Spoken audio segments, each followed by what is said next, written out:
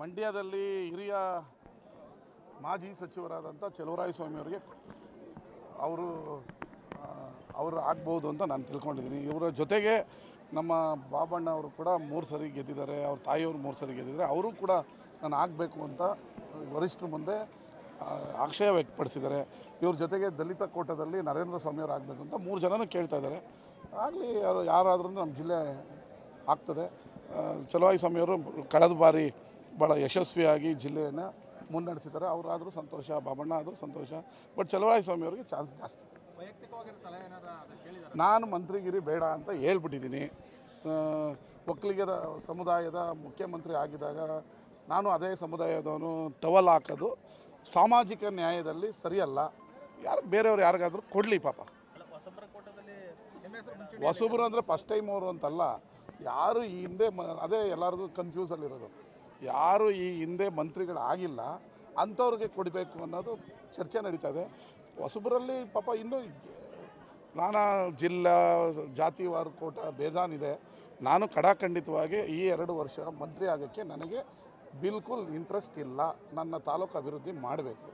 ಮಂತ್ರಿಯಾಗಿ ನಾನು ಇಡೀ ರಾಜ್ಯ ಸುತ್ತಕೊಂಡು ಆಮೇಲೆ ತಿರ್ಗಾ ನನ್ನ ಕ್ಷೇತ್ರ ಬಿಟ್ಬಿಟ್ರೆ ಸರಿ ಬರಲ್ಲ. ನಮ್ಮ ಕ್ಷೇತ್ರ ತುಂಬ ಇನ್ನಷ್ಟು ಕೆಲಸ ಆಗಬೇಕು. ಅದಕ್ಕೆ ನನಗೆ ಬೇರೆಯವ್ರಿಗೆ ಮಂತ್ರಿ ಕೊಡಿ ಅಂತ ನಾನು ಮುಕ್ತ ಮನಸ್ಸಿನಿಂದ, ವಿಶಾಲ ಹೃದಯದಿಂದ ಹೇಳ್ತಾ ಇದ್ದೀನಿ. ಅದರಲ್ಲಿ ಯಾವ ಬದಲಾವಣೆಯೇ ಇಲ್ಲ. ನಾವು 40 ಜನ ಏನು ಪ್ರಪ್ರಥಮ ಬಾರಿ ಗೆದ್ದಿದ್ದೀವಿ. ನಾನೇ ಪ್ರಥಮ ಸೈನ್ ಹಾಕಿದ್ದೆ. 40 ಜನದಲ್ಲಿ 5 ಜನಕ್ಕೆ ಮಂತ್ರಿಗಿರಿ ಕೊಡಿ ಅಂತ ಕೇಳೋದು ಇವತ್ತು ಕೇಳಿದ್ದೀವಿ. ಮೊನ್ನೆನೂ ಮುಖ್ಯಮಂತ್ರಿಗಳ ಹತ್ರ ನಾವು ಹೊಸಬರೆಲ್ಲ ಹೋಗಿ ಕೇಳಿದ್ದೀವಿ. ನಮ್ಮ ಕೊಲೀಗ್ಸ್, ನನ್ನ ಸಹೋದ್ಯೋಗಿಗಳಿಗೆ 5 ಜನಕ್ಕೆ ಮಂತ್ರಿ ಕೊಡಬೇಕು ಅನ್ನೋದರಲ್ಲಿ ಯಾವುದೇ ಬದಲಾವಣೆ ಇಲ್ಲ.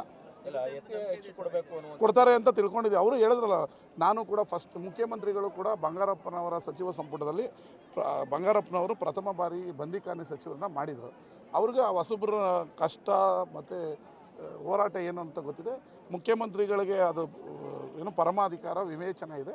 ಅವರು ಪ್ರಪ್ರಥಮ ಬಾರಿ ಗೆದ್ದವರು 5 ಜನಕ್ಕೆ ಮಂತ್ರಿ ಮಾಡ್ತಾರೆ ಅಂತ ಅಂದ್ಕೊಂಡಿದ್ದೀನಿ. ವಿಚಾರ ಸಾಕಷ್ಟು ಚರ್ಚೆ ಆಗ್ತಾ ಇದೆ ಸರ್. ಯುವಕರಿಗೆ ಪಕ್ಷ ಕಟ್ಟೋದಕ್ಕೆ ಅನುಕೂಲ ಆಗುತ್ತೆ ನೋಡ್ರಿ, ಯುವಕರು ಯಾಕೆ ರಸ್ತೆಗೆ ಬಂದಿದ್ದಾರೆ? 12-13 ವರ್ಷದಿಂದ ಬರೀ ಮಂಕುಬೂದಿ ಎರಚಿ ಉದ್ಯೋಗ ಸೃಷ್ಟಿ ಮಾಡ್ತೀವಿ ಅಂತ ಹೇಳಿ ಪ್ರತಿ ಚುನಾವಣೆಯಲ್ಲೂ ಒಂದೊಂದು ಇಶ್ಯೂವನ್ನು ತಗೊಬಂದು ನೀವು ನಿರುದ್ಯೋಗ ಸಮಸ್ಯೆ ಆ ಯುವಕರಿಗೆ ಭಾಳ ಜಾಸ್ತಿ ಆಗ್ತಾಯಿದೆ. 140 ಕೋಟಿ ಜನ ಇದ್ದೀವಿ. ಯಾವಾಗ ಯುವಕರು ಆಚೆಗೆ ಬರ್ತಾರೆ ಅಂದರೆ ಅವರ ಕಷ್ಟಗಳಿಗೆ ಸರ್ಕಾರಗಳು ಸ್ಪಂದಿಸದೇ ಇದ್ದಂಥ ಸಂದರ್ಭದಲ್ಲಿ ಆಚೆಗೆ ಬರ್ತಾರೆ. ಇದು ನೀಟ್ ಪರೀಕ್ಷೆದು ಒಂದು ಎಚ್ಚರಿಕೆಯ ಗಂಟೆ. ಅದು ಸರ್ಕಾರಗಳಿಗೆ, ರಾಜ್ಯ ಕೇಂದ್ರ ಅನ್ನೋದೇನು ವ್ಯತ್ಯಾಸಗಳಿಲ್ಲ. ಅದರಲ್ಲೂ ಕೇಂದ್ರ ಸರ್ಕಾರಕ್ಕೆ ಇದು ಭಾಳ ಎಚ್ಚರಿಕೆಯ ಗಂಟೆ. ಹಿಂದುತ್ವದ ಮೇಲೆ ನೀವು ಸರ್ಕಾರ ಮಾಡಿ ಹಿಂದೂಗಳ ಉಂಡಿಲಿ ಕಾಸು ಕದಿಯೋದನ್ನೇ ತಡೆಯೋಕ್ಕಾಗ್ತಾಯಿಲ್ಲ. ರಾಮನ ಹೆಸರಲ್ಲಿ ಅಧಿಕಾರಕ್ಕೆ ತಂದು ರಾಮನ ಉಂಡಿನೇ ಹೊಡ್ಕೊಂಡೋಗಿ ರಾಮನ ದುಡ್ಡನ್ನೇ ಹೊಡಿತಾರದನ್ನೇ ತಡೆಯೋಕ್ಕಾಗ್ತಾಯಿಲ್ಲ.